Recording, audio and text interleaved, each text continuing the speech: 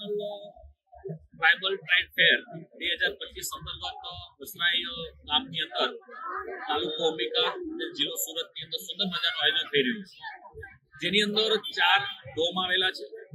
4 ડોમના આદિવાસી સંસ્કૃતિની ઝાંખીની સાથે સાથે ઉદ્યોગોને પ્રોત્સાહન કેવી રીતે મળે, આદિવાસી જે યુવાનો છે, આદિવાસી સમાજ છે, એની અંદર ઉદ્યોગોનું મહત્વ કેવી રીતે વધારી શકાય અને ઉદ્યોગો એ સમાજનું એક ઘરેણું હોય છે.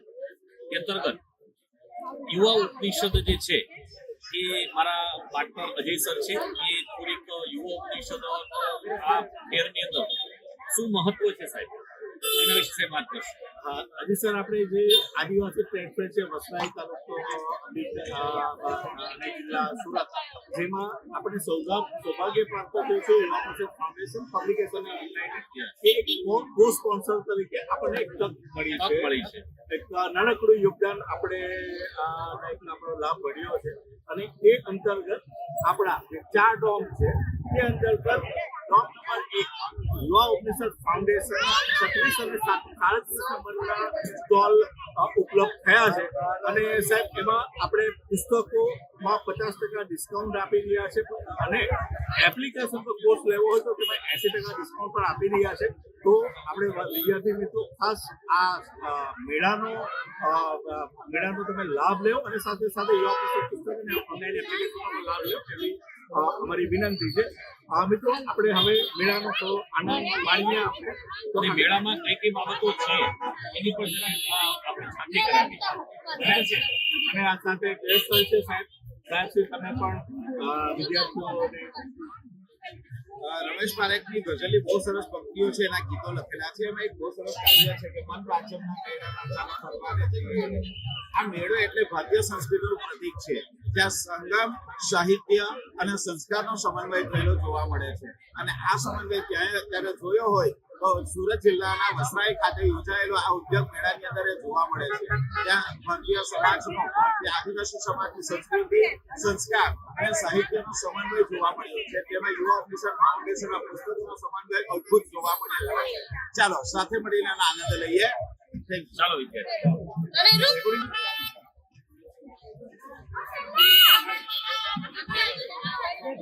ઉપર ના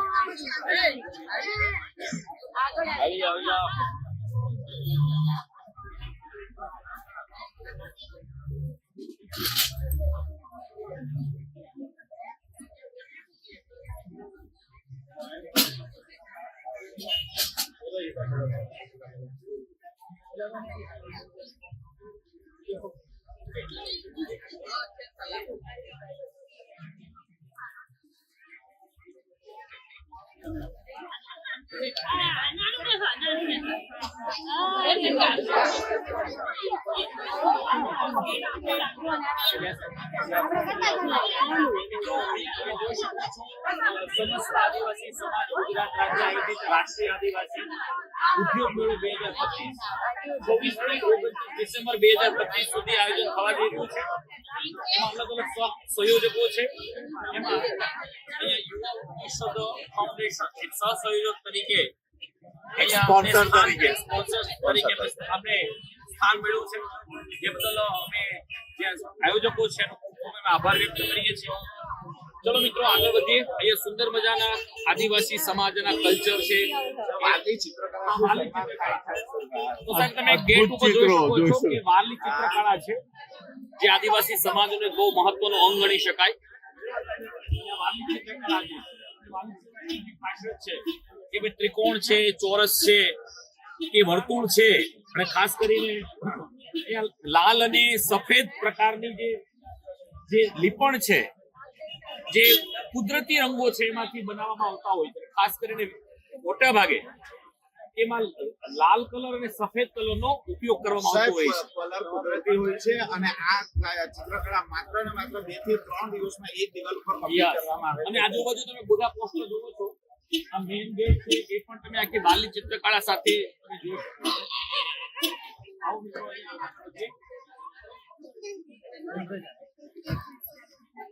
તો ઝીરો થી હીરો આ ડોક્ટર ફારૂક પટેલ સાહેબ કેપી એનર્જી આ જે સુરતના ટોપ રિચેસ્ટ મેનમાં પ્રથમ ક્રમે આવતા હોય છે ગણીઓ હતા સાથે એમની સાથે ગઈકાલે જ અમારે મંચસ્થ થવાનો લાભ મળ્યો હતો. ખરેખર 12 પાસ થઈને આજે 20,000 કરોડની કંપની બનાવનાર તેને યુવા ઉપનિષદ હું અજય પટેલે મંચસ્થ થવાનો એક લાભ મળ્યો છે. તો ફારૂક પટેલ સાહેબને પણ આપણે જોઈ શકો છો. અહીંયા બધા બાલની ચિત્રકળાના બધા બહેનો છે, આપણે ફોટોગ્રાફ કરાવે છે. અહીંયા પણ બાલની ચિત્રકળા આખી જોવા મળશે. આપ જોઈ શકો છો યુવા ઉપનિષદ ફાઉન્ડેશન સહ આયોજક કો સ્પોન્સર તરીકે પણ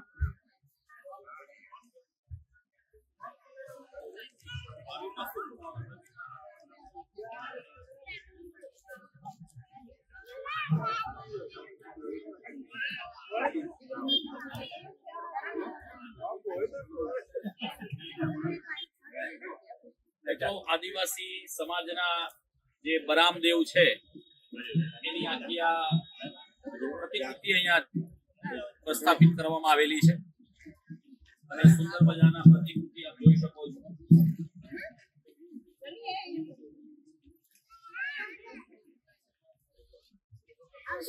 અને કંસેરી પૂજા બહુ ખૂબ જ મહત્વ હોય છે અહીંયા મિત્રો. કંસેરી પૂજા, કંસેરી પૂજા કેવી રીતે થતી હોય છે એ પણ ચિત્રના માધ્યમથી બતાવવામાં આવેલું છે.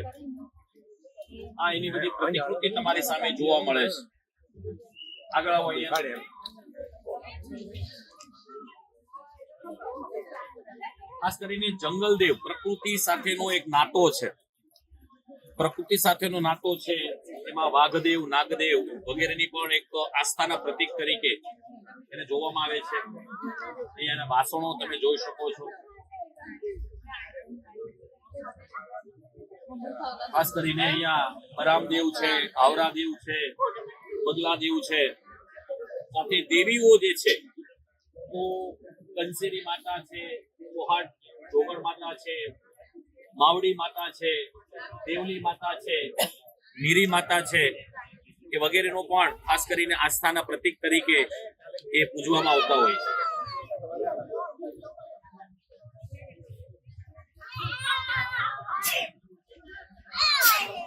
સાહેબ શ્રી આ આદિવાસી ઢોળિયા સંસ્કૃતિ વિશિષ્ટ પરંપરા ખતરા તેના માટેનો સ્ટોલ છે. આપ જોઈ શકો છો એક ઓળખ માટે આદિવાસી દાખલા મેળવવા માટે કામ આવે છે. જોઈ શકો છો આ પણ બહુ એક અદ્ભુત પરંપરા છે.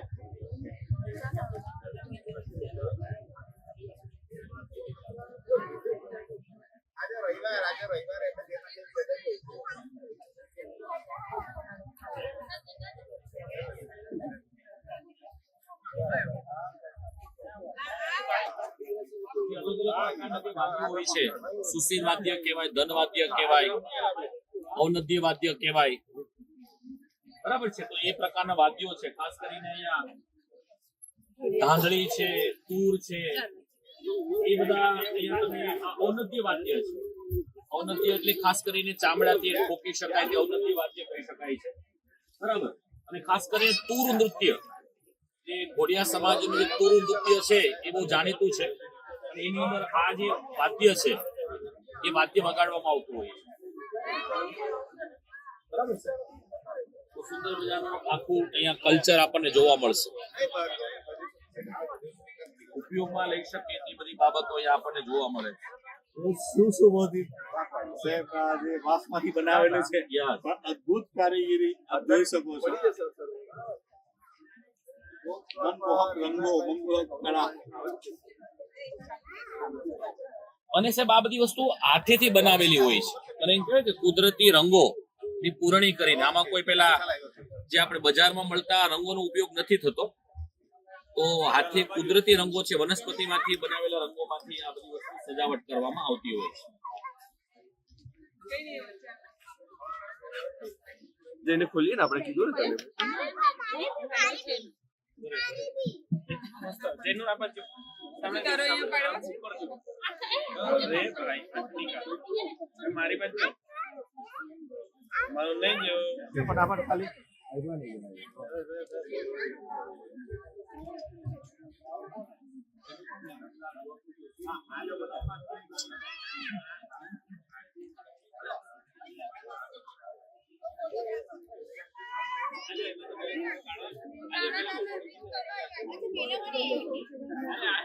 ગોળીગઢ દેવ છે, ગોળીગઢ છે, વાસ્કુઈ જે છે ગોળીગઢ દેવ છે જે ખાસ કરીને વાસ્કુઈની બાજુમાં આવેલા આપણા જે વસરાઈ છે એ પેલા 200 વર્ષ પહેલા અહીંયા મોટી જાત્રા ભરાતી હતી અને અહીંયા ઘણા બધા જે લોકો છે, સ્થાનિક લોકો છે, પોતાના બળદગાડા લઈને સ્થાનિક લોકો અહીંયા રાતવાસો કરતા હતા અને પ્રકૃતિના સાનિધ્યમાં પોતાનું જીવન વ્યતીત કરતા હતા. તો આ ફરીથી આ જે 200 વર્ષ પુરાણી આ જે સંસ્કૃતિ છે ગોળીગઢ છે એને ફરીથી જીર્ણોદ્ધાર કરવા માટે મિત્રો અહીંયા વર્ષો પહેલા જે ગોળીગઢ વિસ્તાર હતો અને ત્યાં જાત્રાઓ થતી હતી અને ત્યાં પોતાના પશુઓ લઈને લોકો ત્યાં આવતા હતા. એ સ્થાન અહીંયા જે ગોળીગઢ જીવંત પરંપરાને ધ્યાનમાં આપીને જે આ દિશા ફાઉન્ડેશન દ્વારા જે છે એ ગોળીગઢ સંસ્કૃતિ જેવી સંસ્કૃતિ અહીંયા ઉજાગર કરવાની છે, જીર્ણોદ્ધાર કરવાનો છે. જે ભારતની આદિવાસી સંસ્કૃતિની આસ્થાનું પ્રતીક છે તે પણ અહીંયા તમે જોઈ શકો છો સ્થાન ધરાવે છે. અહીંયા તમે જોઈ શકો છો ગોળીગઢ જે દેવ હતા એનું મહત્વની આખી અહીંયા ઇતિહાસ આપવામાં આવેલો છે અને ત્યાંથી અહીંયા તમે જોઈ શકો છો અહીંયા પહેલા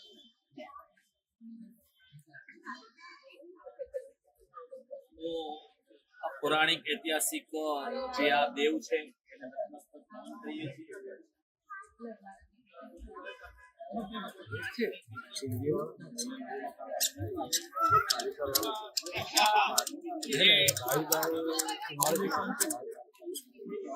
મુખ્ય કાર્યાલય અહીંયા સ્થિત છે. એથી ઘણી બધી સામાજિક શૈક્ષણિક પ્રવૃત્તિઓ થતી હોય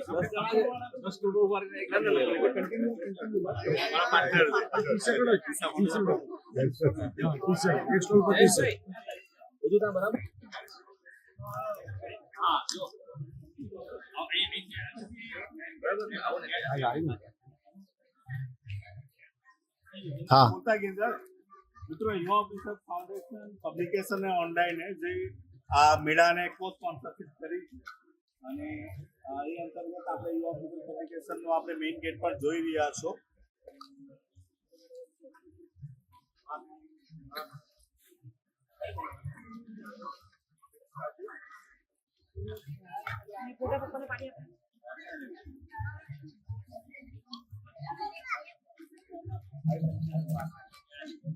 આ એક ડોમ છે. ડોમમાં તમામ પ્રકારની સાંસ્કૃતિક કાર્યક્રમો થાય છે. જે આમંત્રિત મહેમાનો છે એમની જે સ્પીચ છે એ પણ આ ડોમની અંદર સુંદર મજાનો ડોમ બનાવવામાં આવેલો છે. એસી ડોમ છે. સાહિત્યનો જે સંગમ કીધો ને આપણે, સંસ્કાર સાહિત્ય અને જ્ઞાનનો સંગમ. જ્ઞાનનો સંગમ એટલે યુવા પરિષદ ફાઉન્ડેશન. અહીંયા પણ એક આપણું અહીંયા જોઈ શકીએ છીએ. અહીંયા બોર્ડ છે, બેનર મૂકવામાં આવેલું છે. મેન ગેટ તો છે જ. આપણે અહીંયા અલગ અલગ પ્રકારના જે સ્પોન્સર હોય છે દરેકના છે આપણે યુવા ઉપનિષદ પબ્લિકેશનનું ફાઉન્ડેશનનું અહીંયા પણ એક બેનર આવેલું છે. એ જ રીતે આગળ પણ એક બેનર લાગવામાં આવી. આ અલગ અલગ ગુજરાતના ભારતના રાજ્યોમાંથી અલગ અલગ આદિવાસી સમાજના લોકો જે છે એ પોતાની ભાતીગળ સંસ્કૃતિને અહીંયા રજૂ કરવા માટે આવેલા છે. તો જે ગ્રુપ છે એ બહેનો છે, ભાઈઓ છે, એ છત્તીસગઢ રાજ્યમાંથી આવેલા છે અને પોતાના પરંપરાગત વેશભૂષા જે કહેવાય, જે આદિવાસી સમાજે પોતાની પરંપરા જે વેશભૂષા છે એ જાળવી રાખી છે તેનું પ્રતીક આપણી સામે જોવા મળે છે. તો નમસ્તે નમસ્તે નમસ્તે.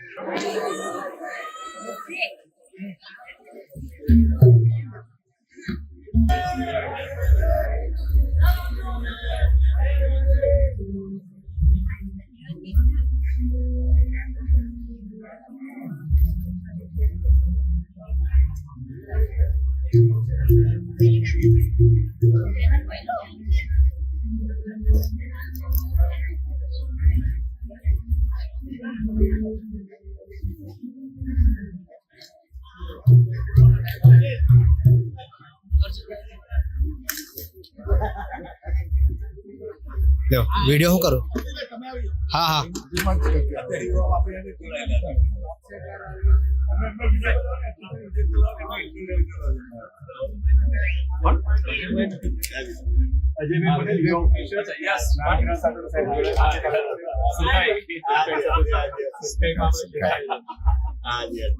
આપણે સાહેબ સ્પર્ધાત્મક પરીક્ષામાં તો લાભ મળે છે. આપણો સાહેબ વિદ્યાર્થી અંકિતભાઈ વસાવા આપણા વિદ્યાર્થીઓ સ્ટાફમાં છે એન્જિનિયર પાસ છે. Thank you.